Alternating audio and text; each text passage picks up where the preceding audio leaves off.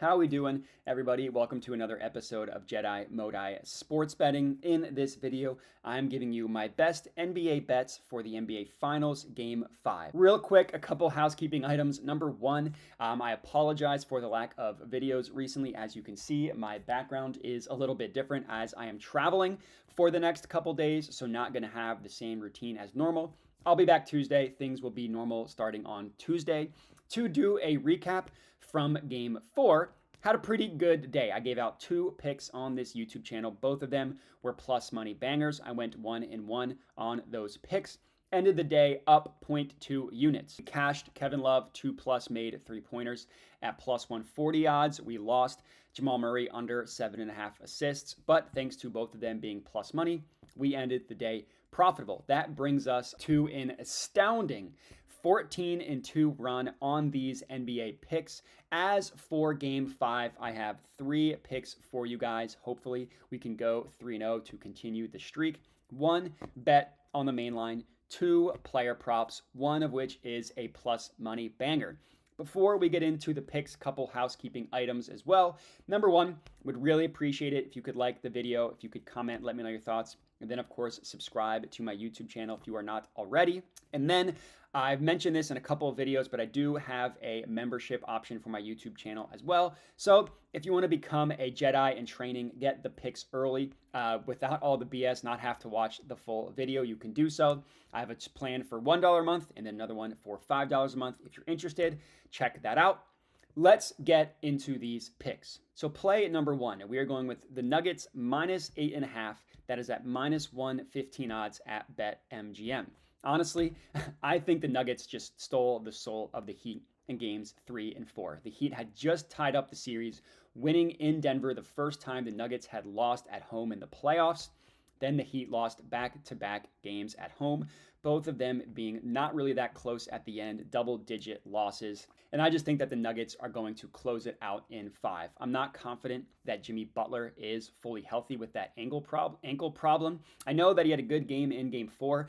He just doesn't seem to have the same burst that he did in the Milwaukee series. He seems to be struggling a little bit, missing more bunnies than he used to, and not taking advantage of plus matchups like we saw him do in previous series as well.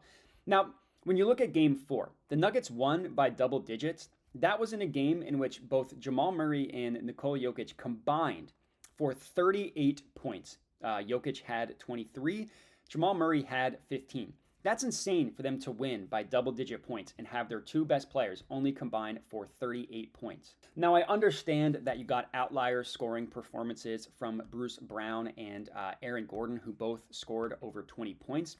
Obviously, you can't count on that game over game, but that also just highlights just how good the Nuggets are. In Game 3, it was Christian Brown who came to the rescue in the 4th quarter. In Game 4, it was the other 2 that I just mentioned, Aaron Gordon and Bruce Brown. The Nuggets, when it comes down to it, just have so many more avenues of victory than the Heat do, which is nothing new. We all knew that going into the series. Now, I will admit, it is a little bit scary to just totally count the Heat out. Are they really going to lose the finals in 5 after this insane run? And if they do lose by 9 or more points. So I will admit that it is a little bit scary from that regard. But when you just look at the 2 teams, you look at the series, you look at the matchups, the Nuggets just have so many more answers than the Heat do.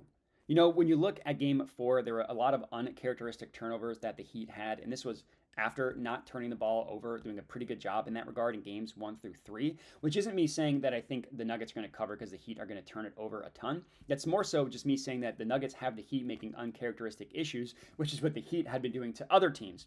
So all in all, I think there are just too many paths to victory for the Nuggets. I think they're better. I think they're healthier. A lot in the Nuggets' favor. So my first pick is with the Nuggets minus 8.5, minus 115 at BetMGM. Up, our next pick, the first player prop is going to be Gabe Vincent to make 2+ 3-pointers. This is at minus 160 odds at DraftKings. You can also get it at FanDuel. Now, I'll admit, I don't love the minus 160 odds, but when you look at all of the other sports books, they have it in the minus 180s. So there is a little bit of value here. And this is the classic flip-flop method. For 2 games, in the first 2 games of the series, Gabe Vincent was incredible. Made a combined 9 3-pointers in games 1 and 2. He made 5 in game 1. He made 4 in game 2. Games 3 and 4, which is funny because they were the home games, Not so much. He only made one combined three-pointer in games 3 and 4. Now, while I am projecting the Nuggets to win and cover, I am not projecting the Heat to just completely lay down and die, and I am expecting them to come out shooting. And I love situations such as this because Gabe Vincent is a good shooter. Now, shooters are inherently streaky. Would it be surprising if he had 3 straight down shooting games? Of course not. That happens. To me, I think the more likely scenario is that he is going to continue shooting and his shooting splits are going to start swinging back the other way. It was unsustainable to him to keep up the shooting that he did in games 1 and 2. I also think it's unsustainable for him to be as bad as he was in games 3 and 4. So we're paying for this, obviously, with the minus 160 odds, so I get that. But at the end of the day, I do think that this is a really good play, and there is some value associated with it. So that's play number 2. And last up, third play of the evening, our one and only plus money banger. We're taking Jimmy Butler to make 2 plus 3-pointers, plus 180 odds at DraftKings. So this is one of those situations where it is a little bit scary, but again, we are paying for that in the good way at the plus 180 odds. Now, real quick, you're probably going to ask me, why are you taking 2 Heat 3-pointer props if you're taking the Nuggets to win and cover?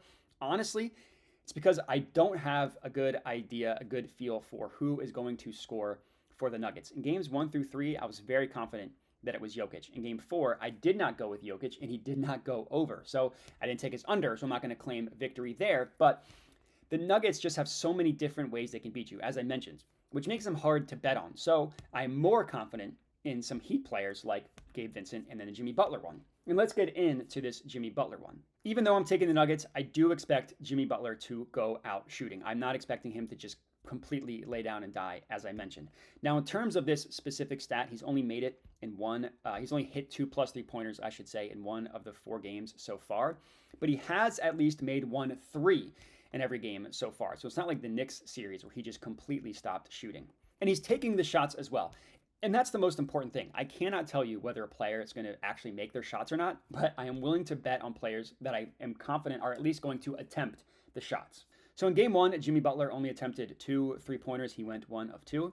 He attempted 3 or more in games 2 through 4. He attempted 5 in game 2, 4 in game 3, and 3 in game 4. So an average of 4 in those 3 games. One of those games he made 2.